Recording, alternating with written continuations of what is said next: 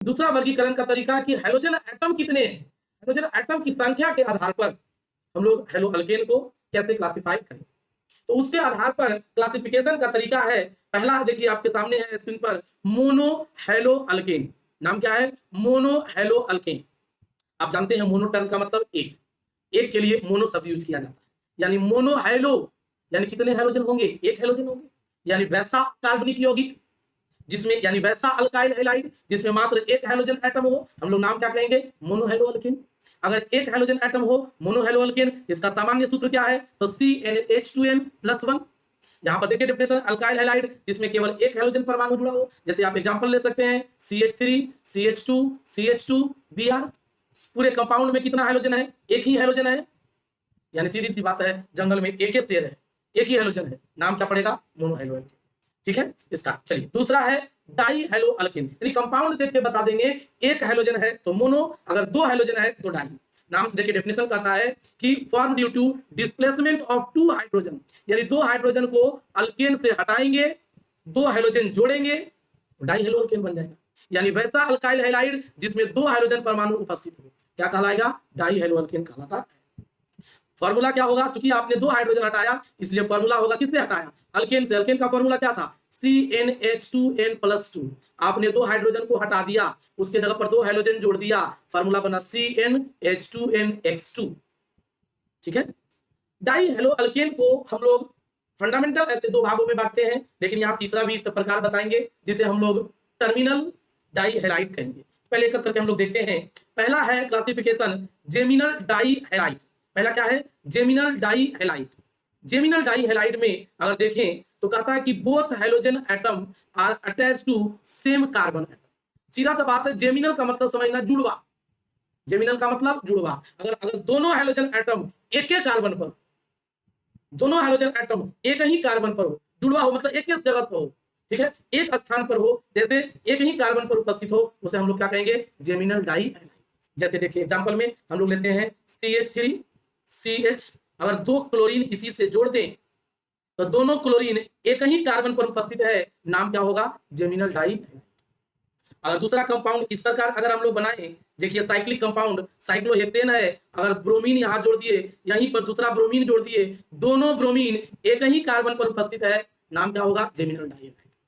Die का मतलब दो, अगर दोनों एक ही पर रहा तो जेमिनल डाई हैलाइड। अगर दोनों अगल बगल वाले कार्बन पर हो तो हम लोग उसको कहेंगे विसिनल डाई हैलाइड। देखिए अगला है विसिनल डाई हैलाइड। नाम डेफिनेशन है, अल्काइल हैलाइड जिसमें दोनों हाइड्रोजन परमाणु यानी दोनों हाइड्रोजन एटम अगल बगल वाले कार्बन पर हो, यानी कि both hydrogen atoms are attached to adjacent carbon atom, अगल बगल वाले कार्बन परमाणु पर उपस्थित हो, तो उसे हम लोग नाम क्या देंगे? Vicinal die halide. जैसे CH3 CH CH2, यहां पर जोड़ दिए आयोडीन, यहीं पर जोड़ दिए आयोडीन। अब देखिए दोनों अगल बगल का कार्बन पे आयोडीन उपस्थित है, दो हाइड्रोजन है, नाम क्या होगा? Vicinal die halide.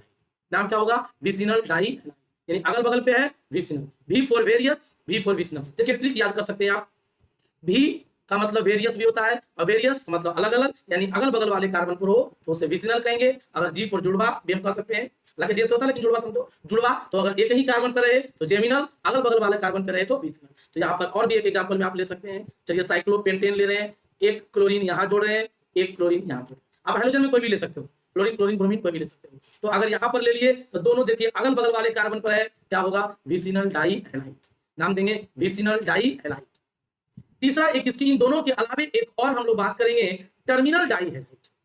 एक एक्स्ट्रा प्रकार और बता रहे हैं, जैसे फंडामेंटल आपको दो ही मिलेगा, एनसीईआरटी में देखिएगा जेमिनल और विसिनल, यहाँ पर एक एक्स्ट्रा बता दे रहे हैं टर्मिनल। नाम से ही पता चल रहा है, टर्मिनल का मतलब होता है अंतिम छोर, यानी वैसा डाई हैलाइड, डाई का मतलब दो, यानी वैसा डाई हैलाइड जिसमें दो हाइड्रोजन तो होंगे लेकिन दोनों अंतिम छोर वाले कार्बन पर उपस्थित होंगे, उसे हम लोग टर्मिनल कहेंगे। जैसे देखिए CH2 CH2 CH2, अंतिम छोर वाले पर हम लोग फ्लोरीन डाल दिए, यहां भी फ्लोरीन डाल दिए, दोनों अंतिम छोर वाले कार्बन पर है, इसलिए इसका नाम क्या पड़ेगा? Terminal di halide. डेफिनेशन है, अल्काइल हैलाइड जिसमें दो हाइड्रोजन परमाणु प्रारंभिक और अंतिम कार्बन परमाणु पर उपस्थित हो, प्रारंभिक और अंतिम कार्बन पर हो, उसे हम लोग क्या कहेंगे?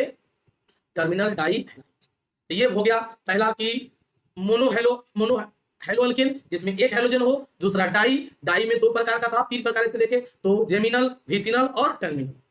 तीसरा है ट्राई हेलोजन डेरिवेटिव, यानी ट्राई हेलो अल्केन। नाम से पता चल रहा है ट्राई का मतलब तीन, तो पता है कि अल्काइल हैलाइड जिसमें 3 हाइड्रोजन एटम उपस्थित हो उसे ट्राई हेलो अल्केन कहेंगे। जनरल फॉर्मूला आपको अभी तो पढ़े थे, अल्केन क्या है CnH2n+2, 2 हटाए थे तो दोनों, एक और हटा रहे तो अभी क्या कर दिया माइनस, यानी फॉर्मूला हो गया CnH2n -1 × X3। X3 देखो 3 हाइड्रोजन यहाँ है, तो 3 हाइड्रोजन है तो ट्राई हेलो अल्केन।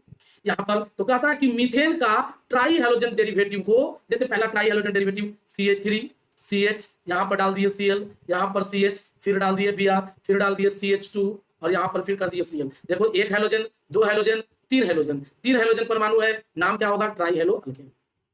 अब देखिएगा कि कहता मीथेन के ट्राई हेलोजन डेरिवेटिव है उसको कहा जाता है हेलोफॉर्म। मीथेन क्या है CH4, अगर इससे 3 हाइड्रोजन हटा दिए और 3 गो हाइड्रोजन जोड़ दिए तो देखिए बनेगा CHX3, जिसका नाम हो जाएगा हेलोफॉर्म।